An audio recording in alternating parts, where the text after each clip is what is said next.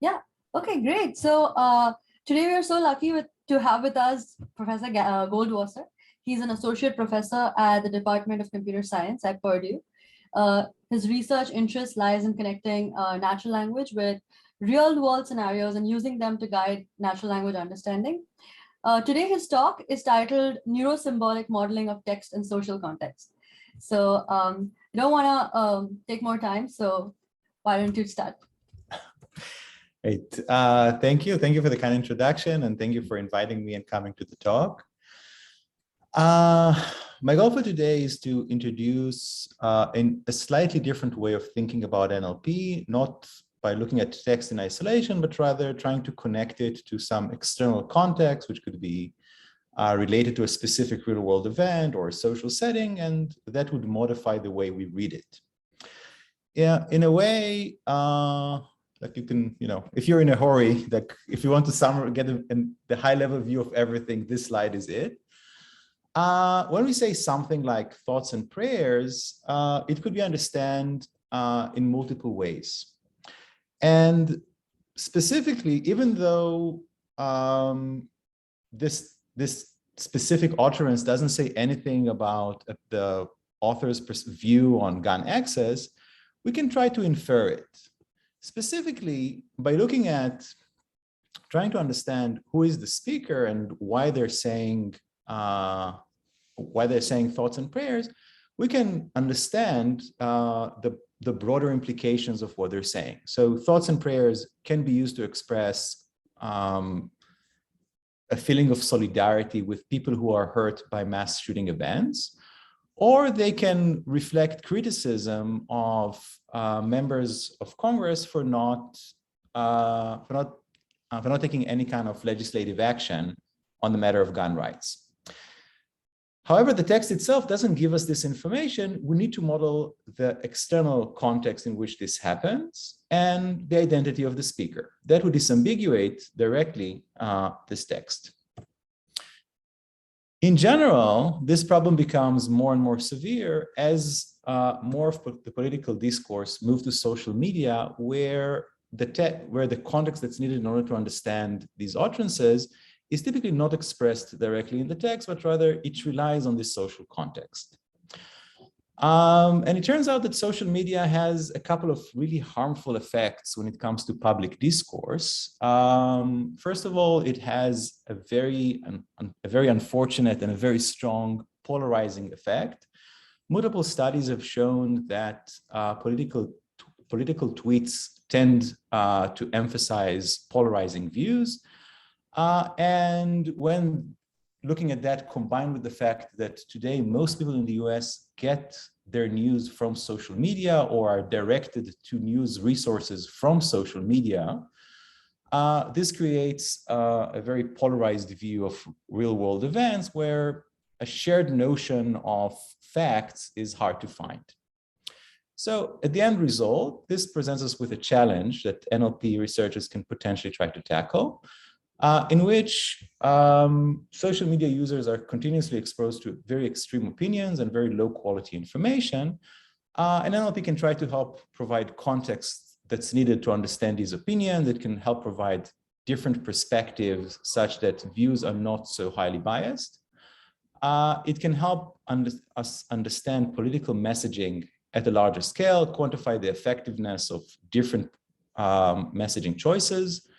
It can help us combat information echo chambers and ensure that all of the perspectives are covered. And finally, it can help us detect extreme content and things that could lead to harmful real-world actions. In all of those cases, I would argue that the underlying capability that we would need to have is to be able to contextualize information. Rather than view a single statement, which might on its own not be factually incorrect, just perhaps not the most appropriate one, by providing the relevant context, we can put it in its right place and evaluate its importance rather than take it in isolation.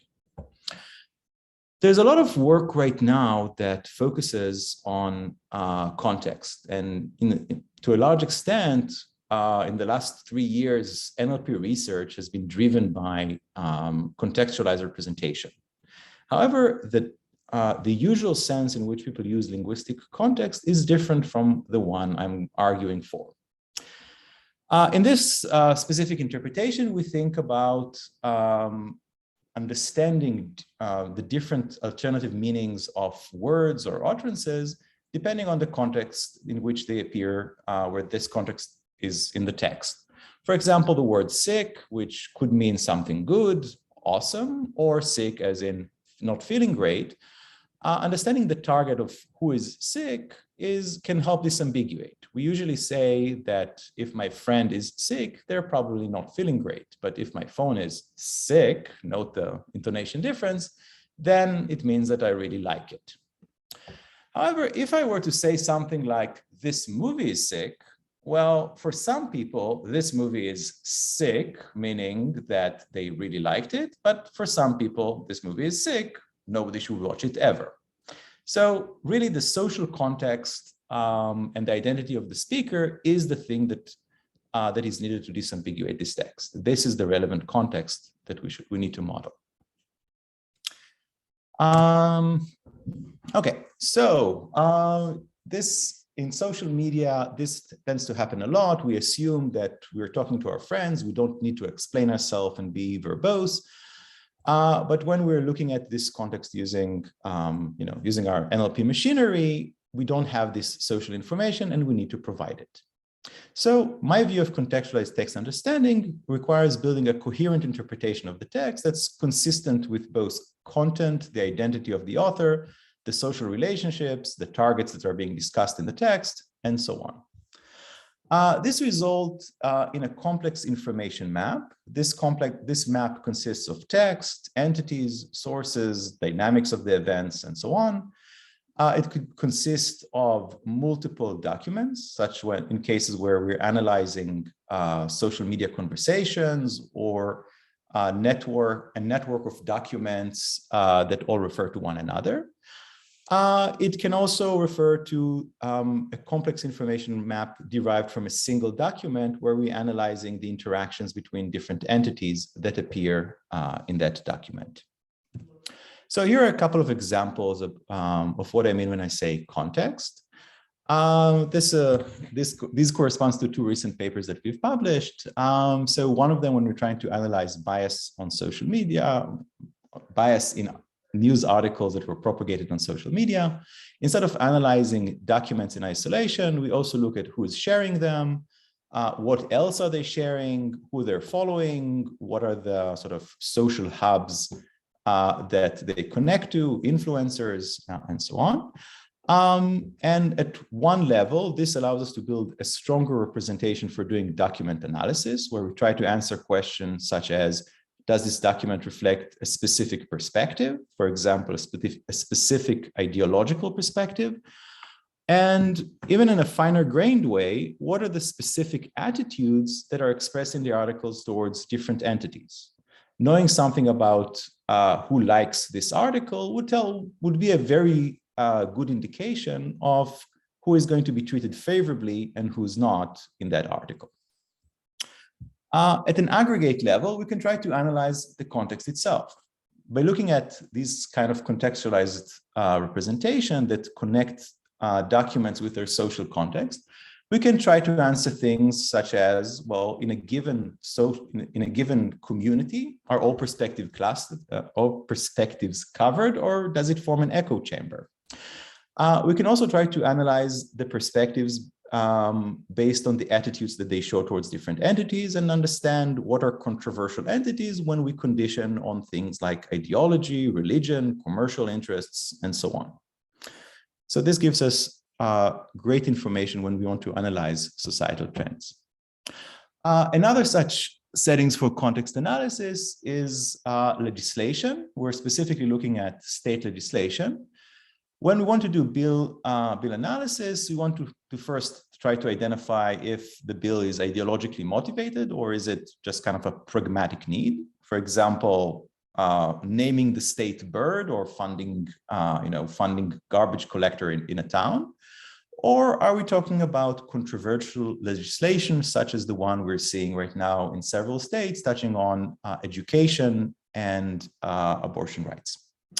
Another thing that we can try to do is fine-grained policy analysis, where we're trying to understand who is there to, who is likely to gain and who is likely to lose if this legislation is passed. In this case, we still have very rich context. We can look at the legislators and their past record in voting for bills. We can also look at the districts they represent and their commercial interests, different lobbying groups and funding agencies that provide funding for their campaigns. And together, all of these form very relevant analysis, very relevant context for our text analysis. If there are any questions, feel free to stop me anytime. Okay, so hopefully you're convinced at this point that context is useful and can help us both, like leveraging the relationship between text and context can help us understand text better, and it can also help us analyze the social context better and, you know, answer questions at a societal level. The real question now remains is, well, how can we do it? So it's great, but how? And one of the things that we're really excited about in my lab is the idea of applying neurosymbolic models for these kinds of discourse analysis tasks. In perhaps the most hand-wavy way possible, neurosymbolic methods borrow ideas from both symbolic methods and neural methods. Symbolic methods emphasize the role of symbolic inference, often logical inference, and in this case, we assume that we have a set of symbols that are understood in a similar way by both machines and humans. These symbols can roughly correspond to judgments about the raw inputs that we see. And these should correspond to explainable representations of the inferences that a machine makes. Neural methods that have become insanely popular in the last 10 years or so, specifically in NLP, instead of looking at explainable representation of these symbols, create a distributed representations such that the original, the ability to explain them is lost. However, it will allow us to generalize much, much better. This is a great direction for NLP in general. We gave a tutorial in the recent IJCAI conference that talks about applications of neurosymbolic modeling for NLP and, you know, recent success stories. If you're interested, I strongly recommend it. But specifically in the connection between neurosymbolic modeling and social media analysis and computational social science, I think there are a lot of really cool opportunities for research. First, we have massive amount of data. We have massive amount of data, while at the same time, labeling is really, really hard. We constantly have new topics coming up, and there is a very strong effect of domain shift.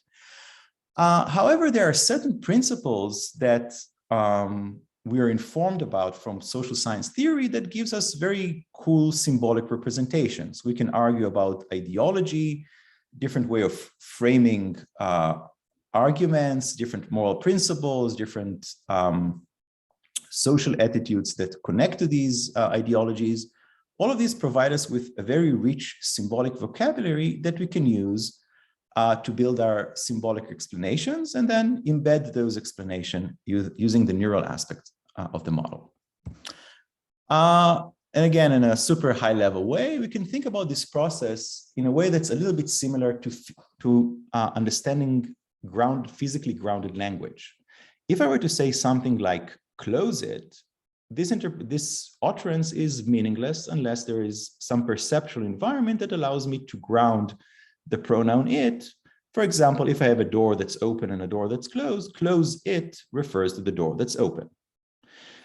Making this kind of inferences requires me to have a model that connects both the text and the perceptual environment into a single representation. When I'm talking about a social context, I can make a very similar argument. If I say something like, we demand justice, which is, you know, a generic statement that really doesn't mean anything unless you connect it with a specific social context. So when I originally made this slide, I had something here about whether Michael Flynn should be pardoned or not. But right now, given the social context of the events happening in the world right now, the right interpretation of we demand justice would probably have to do something with the war that's happening right now in the Ukraine. So a statement like we demand justice is dependent on a specific event that tells me what is the set of possible claims that could be made that are relevant and timely. And it's also dependent on a specific speaker, because we demand justice could also be the Ukraine is part of Russia, depend if you're Mr. Putin or not. Okay, so my goal here is to try to build models that would allow me to connect both of these, like both the text and the social context in a unified representation and make inferences over it such that I can support such textual inferences and downstream classification tasks. Okay. As I've mentioned, like in the space of computational social science, there are really, really nice symbolic explanations that we can provide. To get the intuition for that, here's a couple of examples. If you talk about healthcare as a human right, meaning you frame issues in healthcare as a human right issue, then I can guess your real world behavior. I can say something about your behavior in that context. You probably voted in favor of Obamacare or the Affordable Healthcare Bill.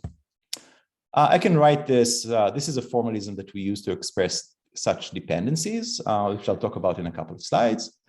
I can also connect these kinds of messaging choices to the social context. For example, if the author is a Trump supporter, then the article is likely to oppose impeachment. If the author follows One America Network, then they're likely to support Trump. I can chain these set of inferences together and say something about the real world behavior of a specific author, whom they follow, derive something about their stance with respect to a specific person, and then based on that, I can say something about the stance expressed in articles that they author. And my goal here is to try to operationalize this intuition and show that it can actually give us something when we're trying to analyze text. Okay.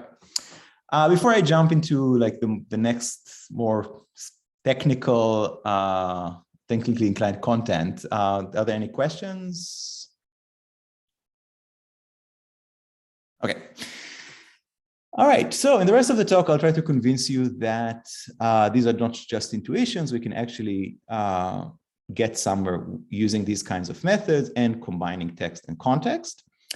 I'll start with introducing a neurosymbolic platform that we've developed that's declarative and open source by a student of mine, Maria, that is about to graduate. In addition to that, we'll show some results on an open domain argumentation mining tasks. Then I'll deal with the two aspects, symbolic and neural, separately. I'll try to think about what kind of symbolic explanation, symbolic vocabularies are appropriate for computational social science. And then finally, I'll conclude with representation learning approaches that combine text and context in a unified framework. As I've mentioned before, feel free to stop me and argue with me at any time. A quick question. I have a question. So when you study the social science problems or issues in social media, you may see this like very argumentative claims and two parties are fighting each other. So do you think this neutral symbolic approach might be particularly good to handle this arguing cases or argumentation or different ideology cases and then make some sort of like neutralized opinion between them? Or do you think neural models might be useful for handling this, or neural symbolic might be better? Or yeah, what do you think? So I think in general, like finding a neutral opinion, I don't know if that's possible, but what we can do is to try to build abstractions that would tell us, bias is not just left or right. Bias could be commercial or scientific. Bias could be religious or not. Bias could be anything. It could also be a personal bias. I want to advance my interests, right? So I could try to build symbolic abstractions that would allow me to reason and explain to a human, well, what you're seeing here raises these kinds of flags, right?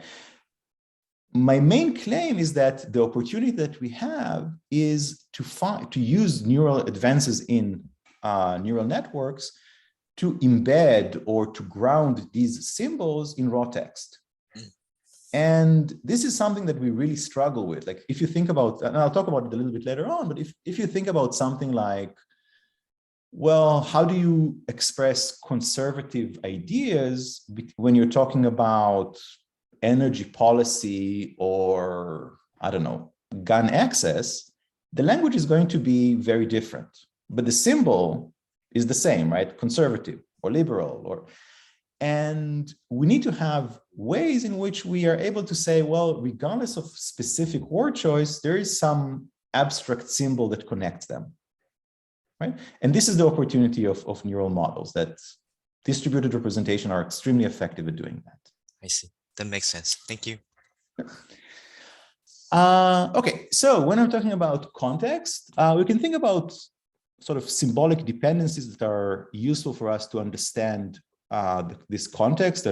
Giving it to a human would allow it to understand what the text is about and what kind of biases are there. So my envisioned framework would have you feed text into it. It would tell you something about the stance that this text has. Not sure what happened. One second, sorry about that. Okay. All right, if it says something about this, what is the stance, it would provide you with several dimensions for understanding the argument that explains the stance. For example, law banning guns for citizens will create a safer environment frames the issue of gun right using the safety frame. So identifying these kinds of framing dimension can help explain the stance prediction task. All adult citizens should have the right to purchase a gun focuses the discussion on sort of like on on the right to purchase guns, on freedom, which would be a different frame. We could also say something about the fact that these two contrast, and we would like to somehow find a way to process all of this information together such that we have a coherent explanation for this entire discussion, right? So we can think about a case where we have many different claims all made about the topic of gun rights, and we would like to parse them into a representation that tells me what is the stance of each claim, which one of them are directly contrasting, and which one of them are, not in competition with one another. How are they framing the discussion? Who is going to be viewed negatively or positively by each one of those claims, and so on. And ideally, all of this should be done jointly such that we have a coherent information map.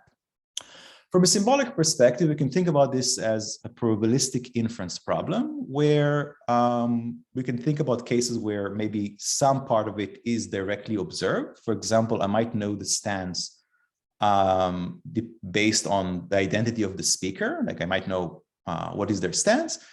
And other symbolic explanation would be latent variables which have to be inferred, and when training the model, my ability to recognize them would be dependent on their ability to explain the observed outputs. We're going to replace traditional classification with inference, where which can be represented using a factor graph. In this case, if we have multiple claims, I can say something about the dependency between the prediction of which stance they take by saying something by quantifying their agreement or disagreement. So I have one factor, which is a unary factor predicting the stance for this text, and then a binary factor that tells me something about the agreement or disagreement between two texts. I can then condition that decision on other things that are not directly observed in the training data, a set of discrete latent variables, which correspond to things like what is the frame being used, what are attitudes towards different entities. And these explanations can also be connected. For example, if I'm using a specific frame, I might be more biased to make some kind of moral arguments, which would be a separate latent variable, right? And all of these are, of course, interconnected and influence my stance prediction task. That's a very general framework, and we've applied it in many cases. And you can think about it as a form of structured prediction, which we know really well how to do. We also have the opportunity to exploit advances in neural networks by connecting information across different modalities. We assume that the stance of the text that we're predicting actually corresponds to the stance that the author has. That stance is represented in the writing, things that they've authored, but it's also represented in the relationship that they maintain. Based on the homophily principle, it's very likely that people who have a strong social relationship with that author are likely to reflect the same view. Creating a social representation, an embedding of the social representation of the author based on this relationship would create some initial bias for understanding the text that they author. One of the opportunities that we can exploit specifically in computational social science is that social aspect. We can try to create and align social and linguistic representation and exploit their dependencies. Okay, so DeRail is a declarative framework which stands for deep relational learning. That tries to do just that, connect both of these symbolic and neural representation in a shared framework. So we define rules. The rules provide us symbolic context. They are relational rules, essentially horn clauses, that are compiled into a graphical model. These relations that appear in the rule are also define a neural architecture and are compiled into a hierarchical neural network. So here's an example. This is a mini DeRail program where we have relational rules where, given a debate between two people, we're going to try to see if they agree with each other or not. And we have a neural architecture that's there to predict it. We're going to also say something about the social connections between users. So if I have a user V and a user T, and I know that user V voted for user U. So V and T agree, V and U, we have some evidence based on social representation that they agree. Then I could say that the second user U also agrees with the original user T, right? So it's essentially a transitivity rule. So both of these rules will both have a symbolic representation. We can compile these two things into a factor graph and do inference over a large social network. But it also has a neural representation where each one of the relations in these rules defines a hierarchical neural network. And these are used to score the rules and create representations for different elements in my model. In this case, text, users, and topics. So this is how it would look. We have the relational data at the bottom. This is a graph of people authoring documents and agreeing and disagreeing with each other. Each one of those things is fed into an encoder. The encoder works in a hierarchical way. First, we have an entity encoder, and then each relationship has its own encoder connecting the embeddings of different entities together to form a relationship, which are then connected to a rule, and the rule is just a straightforward neural network that aggregates all of the embeddings of the rule activations and backpropagates the error that we make. On top of this representation, we also define a factor graph that forces agreement and disagreement or consistency constraints based on the rules, the dependencies in the rules that we defined. Typically, typically at this point, I pause for questions. So yeah. I do have a question. So what is the meaning of the arrow between user encoder and agree encoder? User encoder and agree. Oh, so user encoder means that this is an encoder for a user. So it takes into account things that they put on their profile, their social relationships, and so on. Given that I've created this representation will be used for creating a representation for the relation vote for, right? User A votes for user B. That relationship has an embedding on its own right. So if I have two relationships, vote and agree, both of them would reuse the same representation of the user. The representation of the user entity would get feedback from the activation of both relations. Right? So from a symbolic sense, we have rules consisting of relations, and we have relations consisting of entities. And then there is a neural equivalent of that, which defines a hierarchical neural network where we have a way to represent a neural architecture for representing entities, one for representing relationships, and all of these share information. Okay. Okay, so here's, sorry? I think Oh, Professor. the other questions, yeah. Please go ahead. So I think the teamwork, raise the hands first. So maybe you can ask. Thank you. Is this model, let's say, society agnostic? Because I'm calling in from Europe, from the UK, and you probably, I mean, you live in the US, so more, partisan society, politically speaking. Could you take the model up and put it in a Dutch society or in a UK society, and would it work equally well? Well, so this is an application-specific problem. There are some principles that are universal. So the homophily principle is universal, right? Birds of a feather flock together, right? The type of feathers that people care about in one society might be different from another society, right? So in the US, political partisanship is a significant issue. In other cases, they might be like the thing driving community structure might be things like view on climate or maybe religious affiliation, which would create, a different societal breakdown, but we can still associate symbolic representation that would explain why these communities form. Does this make sense? Yeah, gotcha.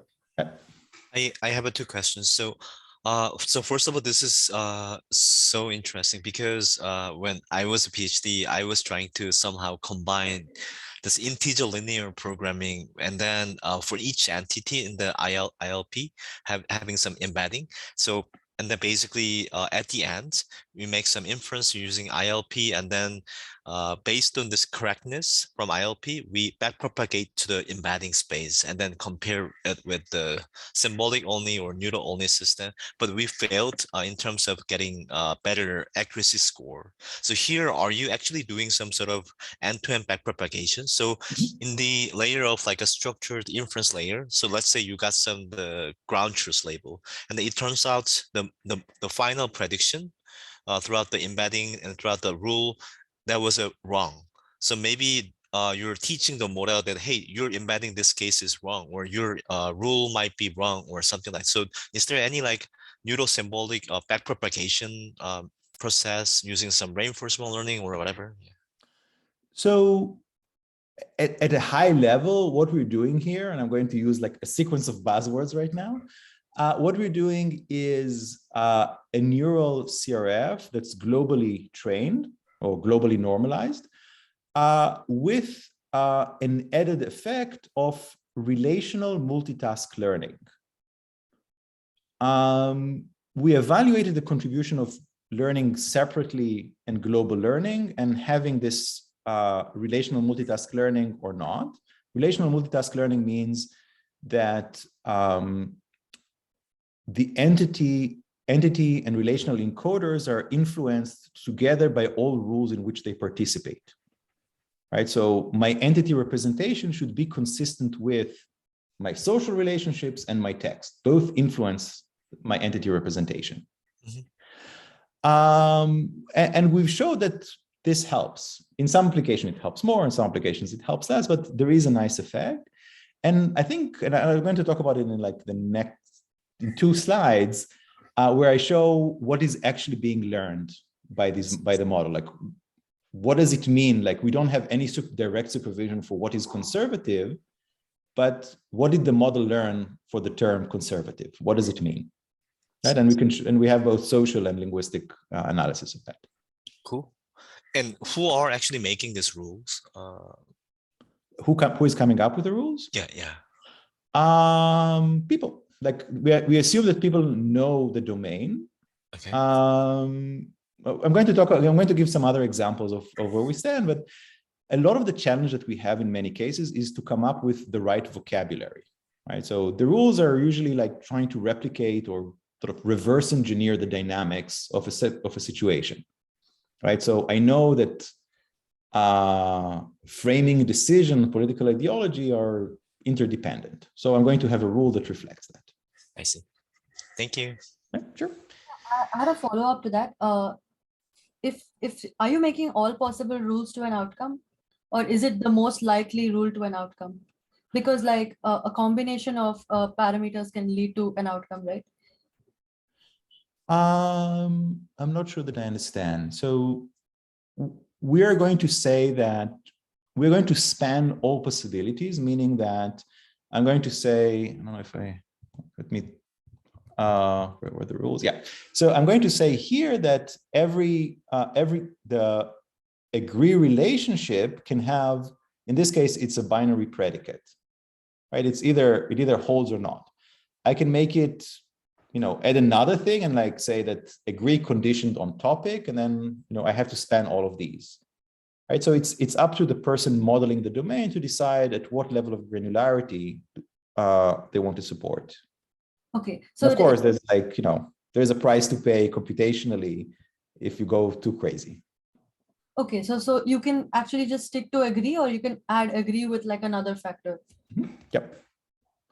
By default, anything that appears on the left-hand and right-hand side of different rules would be connected in a factor graph. Right, so these dependencies are easy to define. And I'm going to show an example in like 2 slides. All right, so here's an example of what we're doing here. So this is the open domain stance prediction task. We have a claim. For example, the term assault weapon was created by the liberal media. And then we have a bunch of statesmen that either agree or disagree with that claim. We don't assume that we see all the claims ahead of time. So we're not trying to determine stance with respect to are you supportive of gun rights or not, but rather there are many nuanced claims on the topic of gun rights, and you have to say if they agree with those or not, right? There's no people who disagree with respect to this specific question could still both be supportive of gun rights, or both could be not supportive of them. So we don't make any assumptions about like direct political divisions here. However, these do tend to come up often because, society is polarized. Okay, so these are entities in our model. We connect them with their authors using a set of relationships. We also have a bunch of decision problems corresponding to the edges which have agree or disagree on, right? So we want to determine for every author if they agree or disagree with the claim. And we also have a social representation that consists of the profile, anything that we know about these users. For example, we have a symbolic representation for their ideology: conservative, libertarian, progressive, and so on. We also have social relationship information, for example, who follows whom, who votes for whom, and so on. This comes from a debating website that is extremely helpful for this kind of analysis. So there are many, I'm kind of rushing a little bit because I can see that I'm going to be short on time. We have several tasks here. We want to know at the level of text, what kind of posts support the debate claim and what kinds of object to it. At the level that connects authors and text, we want to know which person is likely to support the stance reflected in the claim. We also want to know, based on social representation, which users are going to support other users and so on. And all of these are clearly interconnected, so there is a structure to be exploited here. This is how our program looks. If you, I don't know, want to sort of convince yourself that this makes sense, so you could say you could look at a post that appears in a thread, and we're going to look at the relationship between the post in the thread and the original claim that was in the beginning of that thread. So this is the first relationship in R0. And the decision here is agree post with claim. This will compile into a neural network that says, agree or disagree. You note that this agree relationship can be influenced by many other things. For example, we can try to say something about people agreeing with each other, whether they vote for one another, whether they have the same ideology. So we have this latent information that helps explain where people stand. Even if we don't directly see it, we have to predict it.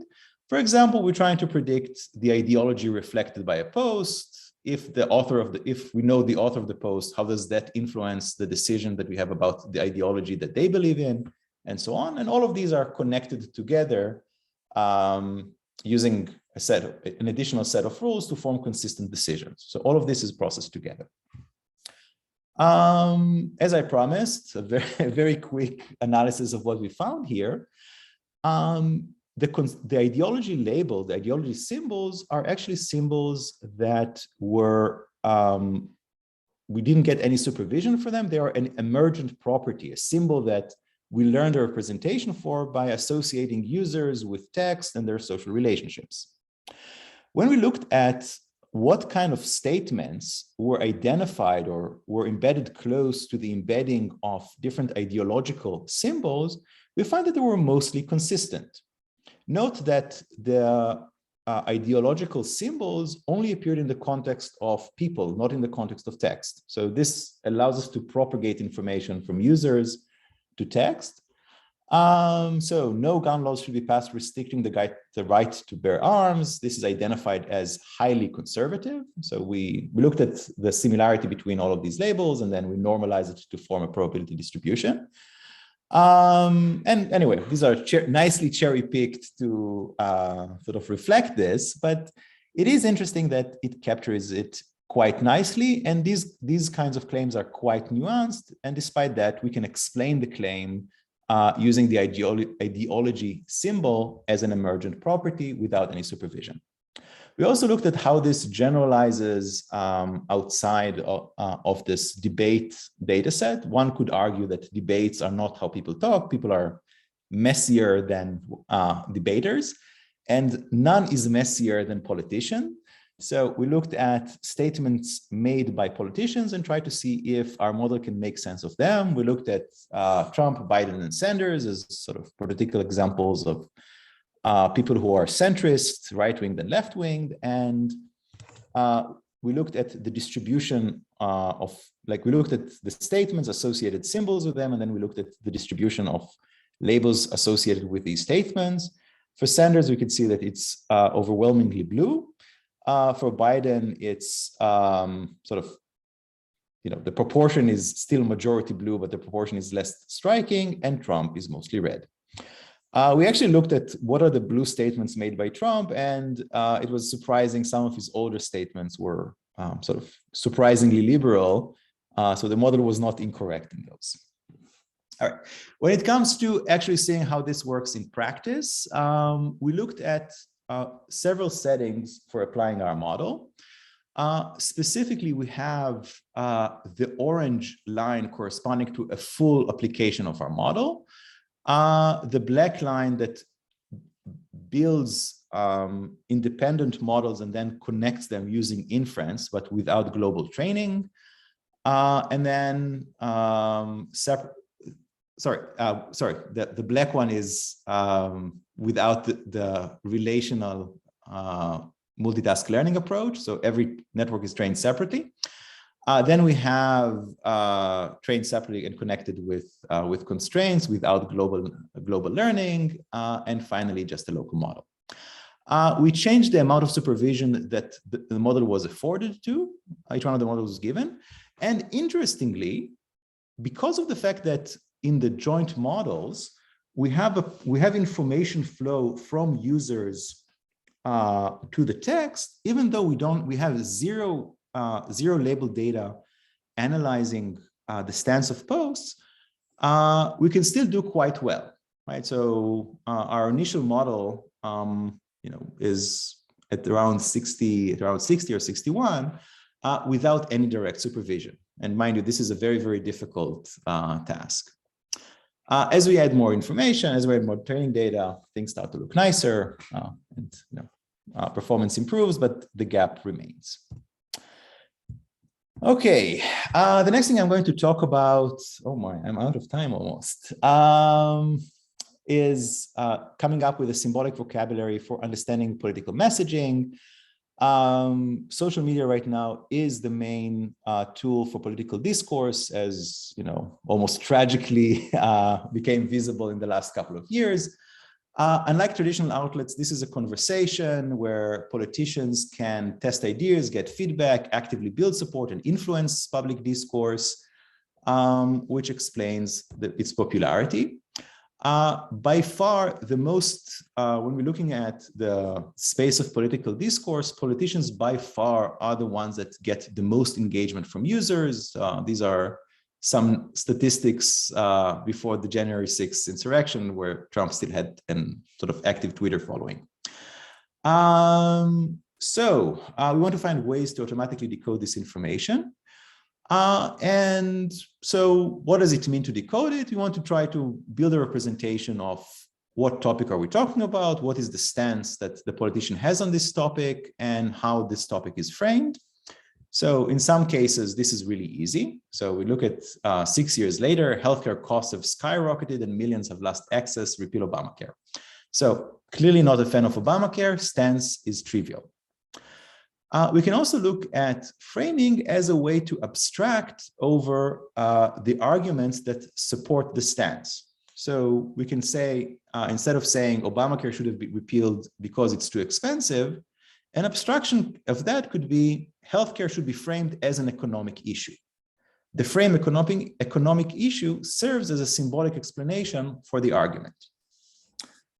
In some cases, this can be harder. If you look at these two tweets and try to determine the stance on gun access, there's no clear indication of the stance. So America woke up to heartbreaking news from Las Vegas. We stand united in our shock, our condolences and prayers. And the second one, another horrific shooting, another unspeakable horror. My thoughts with everyone at the Marjorie Stoneman Douglas High School after this terrible day. Does anyone want to guess what would be the stance reflected by, what is the stance of the author of those tweets? In the second, probably obvious that they're against gun violence. In the first case, it's not that obvious because context is not established. Right. So somehow there's no mention of, stance, and it's sort of unlikely that someone so close to the shooting event would express a stance, like this is not the time, and yet we can understand it quite easily. Somehow we can do it. And the question is, how can we reverse engineer this process? How can we find symbolic explanations that would make this decision, make this understanding more apparent? What we can try to rely on is, well, if we were to look at what phrases here we are sort of help us determine this, we see that the first one emphasizes solidarity and unity, while the second one emphasizes horror and this visceral reaction, that how shocked they are, how horrified by the shooting. This kind of language choice corresponds to a moral foundation analysis, which is a theory of morality coming from social psychology, arguing that human morality developed around several key components or several key foundations. 5 originally, now it's been sort of extended to 6. These are things like emphasizing care or harm. So we should care for those deserving of care. For example, everybody agrees we should take care of the children.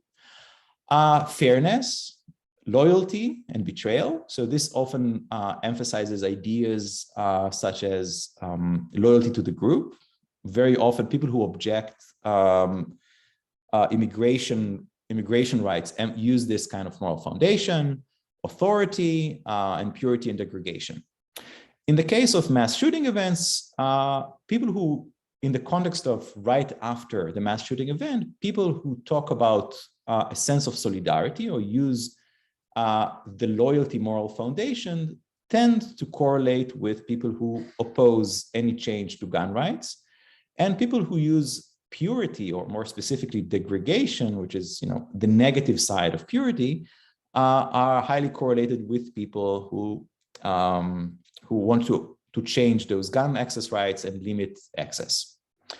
When we're talking about purity, we're talking about like a sense of disgust, something like a strong visceral reaction like the one we saw. So this could serve as a convenient explanation. And we want to see whether or not these actually work well in practice.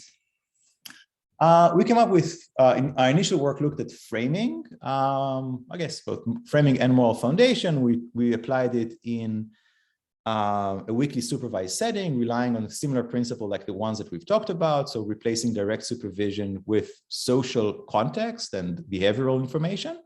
For example, if I have a tweet that has frame F, a specific frame, and I see that another tweet is from a user that often retweets the author of that original tweet, then it's more likely that their tweet would use the same frame, and so on. So these kinds of dependencies. We used, in terms of the vocabulary that we used for predicting, we used the framing dimensions given to us by the policy frame codebook by Boydston et al., consisting of 15 policy frames, such as safety, security, and so on. We applied our model to try to analyze legislative behavior and correlating voting tweets on the topic of the bill they were voting on. This is an example for Obamacare, where the left image describes democratic behavior and the right one Republican. And we can see that Republicans and Democrats talk about the same kind of frames in some cases: economy, health and safety, and quality of life. However, Democrats are the only ones talking about fairness in the context of healthcare. So, and also interestingly, aisle-crossing Republicans who voted for Obamacare also used the same frames as Democrats, which was kind of cool. Another question that we have is, well, we see that Republicans and Democrats both talk about healthcare using the economy frame, but does it mean that they agree? Is this a good enough symbolic explanation? And it turns out that it's not. It's just that our set of symbols is too abstract and we need to refine it.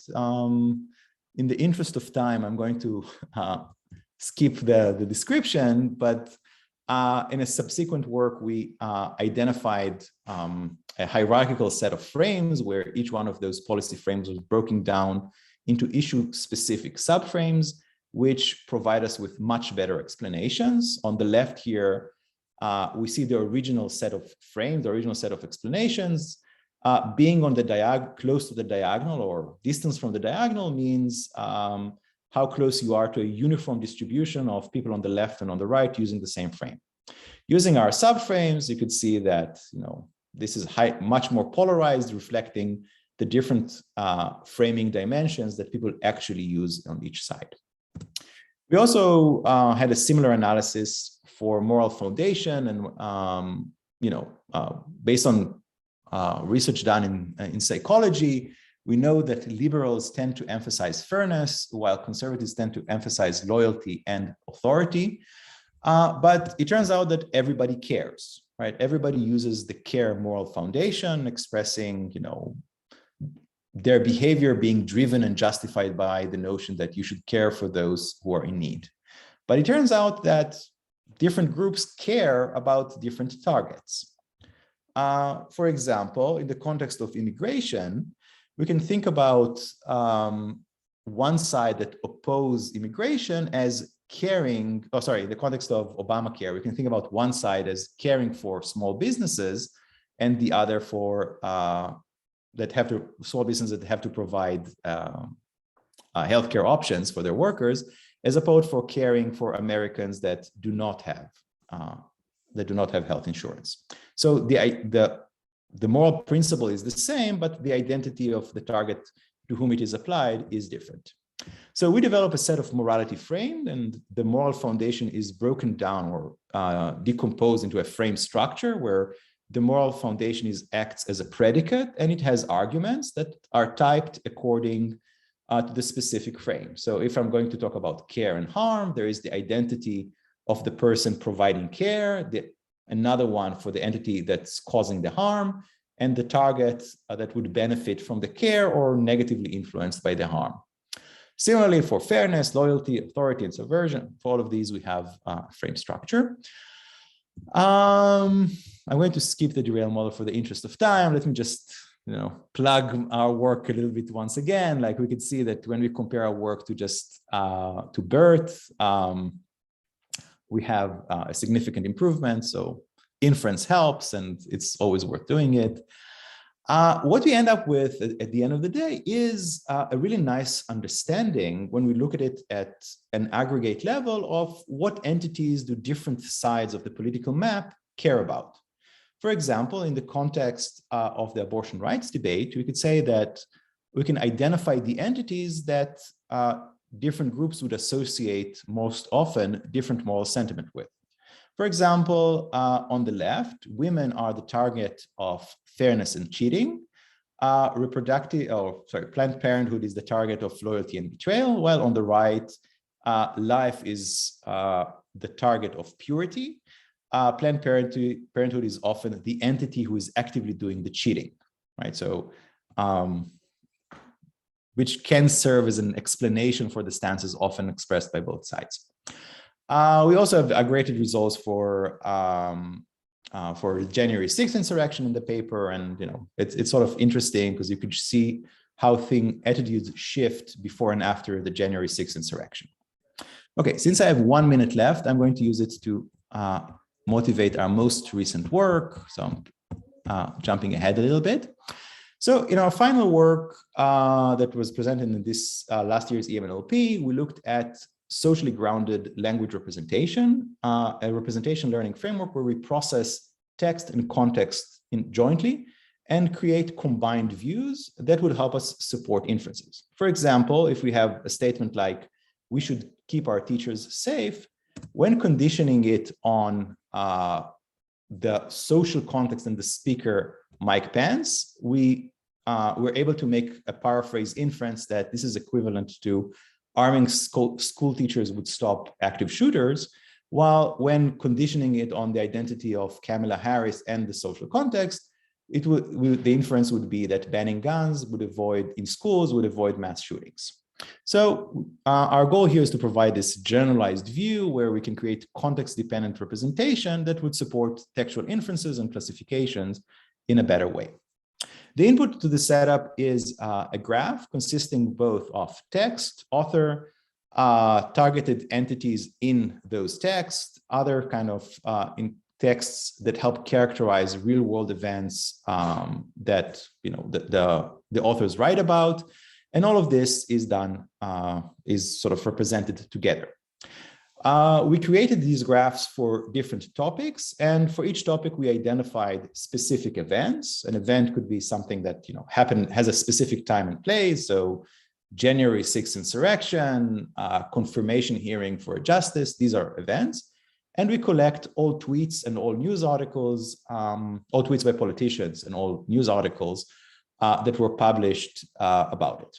All of this is processed together using a graph transformer architecture that creates contextual representations for speakers and for text as graph nodes. Just to sort of explain how we evaluated this, we looked at grade prediction as our evaluation task. The idea is this: we're going to look at the grades the NRA associates with different legislators, for example, if you are strongly supportive of anything related to gun, the NRA would give you an A. If you want to restrict gun rights, you're going to get an F. If you just want to limit them a little bit, maybe you'll get a C. And these grades reflect your voting record. We replace those grades with short statements. I strongly support gun rights. I oppose gun rights, and so on. So each one of those grades was replaced with a sentence representing that grade, or describing that grade.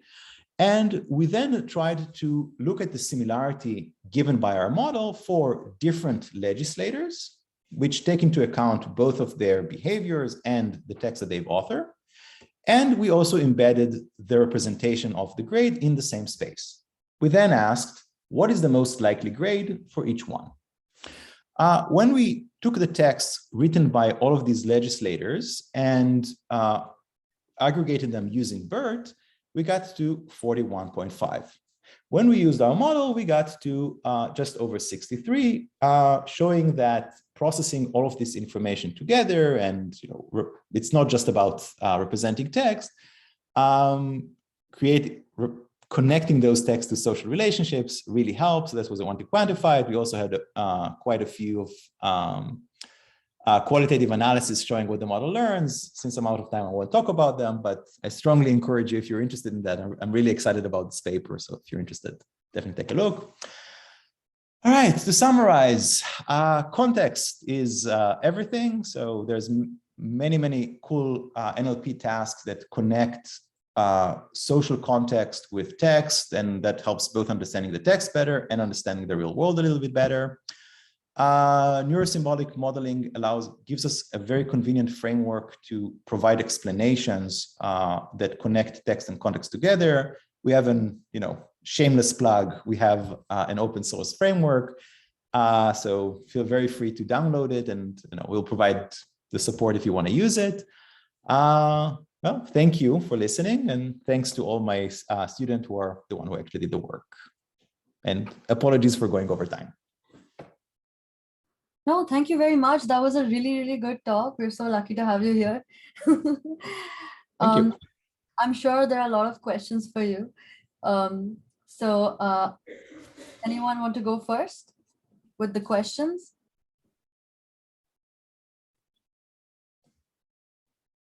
Okay, I think I will ask a small question because I think people are feeling a little shy. My question is related to how you said that the model can be applied to even the you applied it to models, you applied it to the tweets which were generated by the political senators. So I'm just wondering the way people actually express their opinions when they are usual people on Twitter is different from how the political senators talk. Like there's more political content in the senators tweets as opposed to like a general person tweeting. So will your model work for this kind of data set, like tweets of general people, which is probably going to have very less indication of framing or any political stance? Right. So I think you're totally right. One of the reasons we like working with political text so much, or text by politicians, is because they stick to the talking point, right? There is some political strategists telling them, hit these points, and they do it very consistently. Ordinary users, when talking about political issues, are likely to also reflect very similar talking points, maybe not quite as eloquently as politicians, right? So it might not be that clear cut. So there's going to be a little bit more noise. They're also going to talk about many other things that are not related to politics, right? So we actually have tried doing that when we used regular people, when we looked at what kind of information they propagate. And what we did there is we had this loose graph structure saying, well, what politicians do they follow? And that helped us give us some context in addition to the text that they wrote. So that helps. In general, a lot of this can be should either correspond to finding better ways to amplify the signal that you have, or doing some pre-processing to remove noise. And then I'm pretty confident that it would work. Yeah, so like the reason I asked this is because political senators, they usually have an agenda towards following other senators, or like this is a good indicator. But when I follow some senator, it might be because I'm trying to get an information gain, or it might also be because I actually support them. But you cannot know what my stance is without getting other information about me personally. Right, but I can guess, or not me, my model can. Yeah. So one of the things that we do right now is to try to build models that can make inferences about unobserved relationships and try to say, given everything here that I'm seeing, the meaning of the relationship that I have here is positive or negative. Okay. Does this make sense? Yeah. Okay. So we recently had a paper, like not yet published, but accepted to ACL, where we're doing that to try to assess information quality, where we define a set of inference operators and we say these inference operators should explain social communities, like edges that explain the social dynamics. Okay. Right? That makes sense to me. Thank you very much. Sure.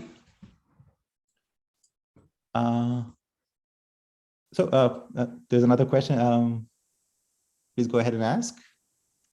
Hi, I have a question about kind of the design of the graphical models part of your work. So I personally am a big fan of graphical models and symbolic learning, and every time I have dabbled in it, I've found that the challenge of actually creating the model and figuring out where all the edges go has been difficult for me historically. So I was wondering if with this particular work, if your group went through any iterations with the actual design of the connections in that network, and like maybe a little bit about what that looked like. Yeah, so I've been trying to, this is a side note, I've been trying to convince my students to do structure learn, like graph structure learning for a while, but nobody wants to, because everybody wants to do neural net these ways.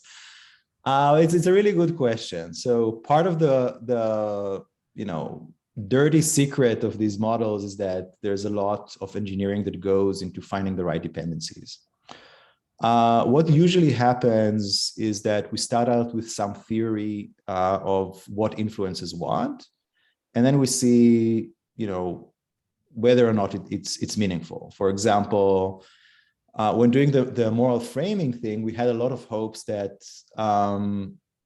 there's going to be a lot of stickiness. So people within the same political party are going to stay on message, right? So if I don't know, if you're a Democrat, you will never say anything good about Trump. So the moral sentiment across all Democrats should be consistent. But it turns out that for a small set of entities, that was the case. But then there are many entities where, there's a uniform distribution of labels. So that just added too much noise. Then we started doing things like, okay, maybe they should try to identify the entities for which and characterize entities for which it's likely to have like a single opinion or sort of a very polarized opinion within a social group.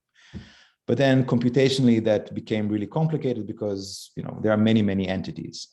So it's always this careful balancing act between not putting yourself in a computational disaster corner and at the same time having enough patterns in the data to sort of justify adding those rules.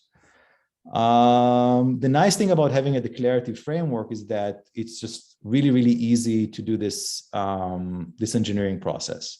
Like you just, comment out a rule or add it back, and then that has a huge influence in terms of like, you just reduced your factor graph by half. And so, I guess the answer is just lots of patience.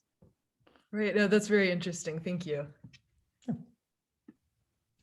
There are some more questions in the chat, so I'm just going to read them out. The first question is from Tim. It says, where can I find a documentation about derail?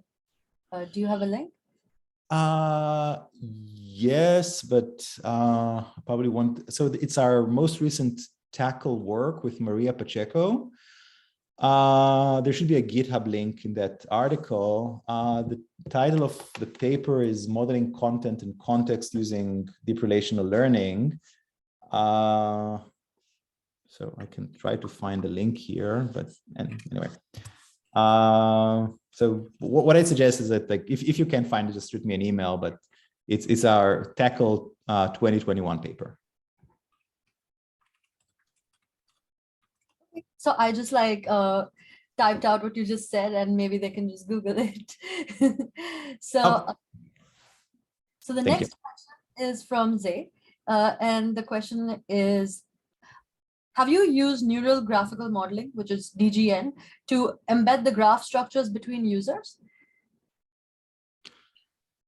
Yes, this is one of those slides that I ran out of time, so I didn't talk about, but we are sort of invested heavily in using graph neural networks to model users and the interaction between users.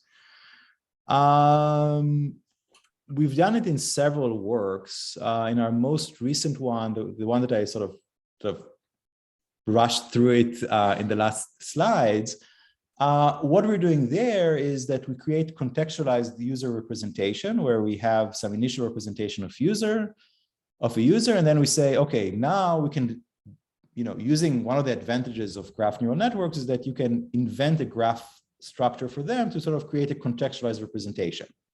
So I want to say, okay, I want to have a representation for this senator when conditioning on the topic of the environment or when conditioning on the topic of, I don't know, gun rights. So given different graph frameworks, the set of nodes would change. They would have authored different text about each topic. They would have different social relationships in the context of each topic. So their representation would dynamically change. And one of the things that we do is sort of exploit the graph frameworks that allows us to do this dynamic representations to show what kind of legislators flip on different topics. So I think our example was Representative Mooney, who is a Republican, who is a hardcore Republican when it comes to things like gun rights, but actually has a similar voting record as Democrats when it comes to the environment. So we show that without knowing anything about the voting record, just by conditioning on different topics, the representation sort of shifts. Right, so anyway, so the answer is yes. Zay says, thank you. He has a second question. Do you have some future directions on diversifying the stances or relations? Yeah, so one direction of work that we are constantly working on is expanding the vocabulary, the symbolic vocabulary, right? So these would essentially mean different relationship types. So one example of that is like developing the morality frame, where we sort of invented this vocabulary to help us reason about moral sentiment towards entities. We also did something somewhat similar along the line for framing. We're currently trying to come up with compositional representations of these symbols that would help us analyze messaging that would result in like even a richer set of relations. So the answer is yes, but it has to be justified in the context of a specific application. So we're currently looking at social movements such as Black Lives Matter, and we're trying to create meaning representations for them. And it's likely that additional relationships would come from there.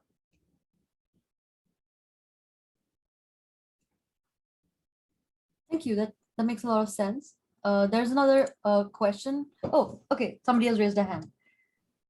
Oh, yeah.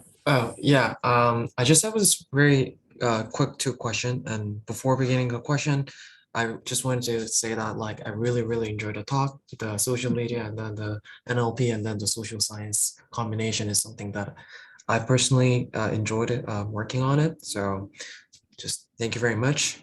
And then my first question is, in regards to the first half of the presentation, when you mentioned about the symbolic neural network, and then there was a slide about the result, the accuracy of the models that has the local models and then the local models with the global variable trained. And then like one thing that I realized is that even though you mentioned that there, the difference between the accuracy was not that much difference. So considering the difference between the computing power between the two models, do you think that still the models with the global variables can be more robust? And if it can be better, that do you have any directions on how to improve that model's accuracy? So first of all, clearly there is a trade-off between, if you want to have a global model, once you add symbolic dependencies, you pay a price, right? Like it's computationally. I'm going to try to flip back to some results. Okay, so this is the morality frame case. Okay, so in this case, we have models that are provided with the same supervision. It's just a question of whether to do this relational breakdown or not, right? And then use that in our factor graph. So the difference between, it's like kind of hard to navigate this, but okay. So the best result we were able to get from BERT when it comes to the moral foundation prediction was 66.4. And that requires a couple of hacks, like, pre-training in the domain and some dedicated pre-training tasks. And when it came to the specific entity role, we were at like 54.8. So we actually got a nice advantage by doing this, by adding inference on top, right? So we moved from 66 to 72 and from 54.8 to 59 point something. So it does matter, right? So, and in general, we have some more analysis in the paper that shows that the more rules you add that capture a lot of these sort of normalcy constraints, like, encouraging agreement within the same political party and things like that, then things do improve, right? So if you're willing to pay the price of adding these constraints, then you will get better results. And, the more you add, the better you do if you do some engineering on top. Specifically, at training time, when you have to iterate many times, you have to do many epochs, and maybe doing it with less constraints might be better, but then at test time, you can apply all the constraints, right? So you don't have to use the same machinery all the time. And another thing that I would say, and this is one of the things that we also show now, when you don't have supervision, this is where these kind of symbolic inferences really shine. And the settings that we're working on now is as follows. We don't assume any supervision. We just assume that we have a trained language model, like a really good BERT, maybe trained for the domain. But that's it, no labels. If we were to write down our task in a zero-shot setting where we describe the label in text and rely on textual inferences, but then start piling up a bunch of structure on top of that textual inference task. So, if two texts are assigned the same label, they should agree with each other, and you can see where this is headed. So you start adding more constraints that correspond to symbolic explanations of these paraphrase decisions, then you do have a nice gain. Right? So I think if you want to do quick prototyping without supervision, this is really a nice tool to use. Yeah, that makes perfect sense. And then thank you very much for the detailed answer. And I'm sorry for some of the noises coming. Minnesota is kind of windy right now, so it's super windy. I don't know why. And then like I also have one more question about the more into the Twitter side. And then this is a really simple question. And it's about like I've also worked with there are some like a tweets that has like a that is actually the message is captured in the in like a image. Basically like in the image, they post like an image of the tweets and then there is like a description of that. So the those kind of image data or like a kind of like a more into like a maybe like a memes or images that kind of like also signifies the message. The model is model trying to also extract some of the text from those image labels or those kind of tweets that has the images are kind of like cut off at the pre-processing stage. So right now we don't process the images. This could be a really like in the same way that we think about social information and text as two different modalities. Like we can use the same approach to also have a representation, like plug in a representation for the image and then connect that with the text. And it's easy to see how you can come up with language model style objectives that would allow you to connect that and plug it in. Yeah, it's a great idea. If you want to do it, put me in the acknowledgements. I will. Thank you very much.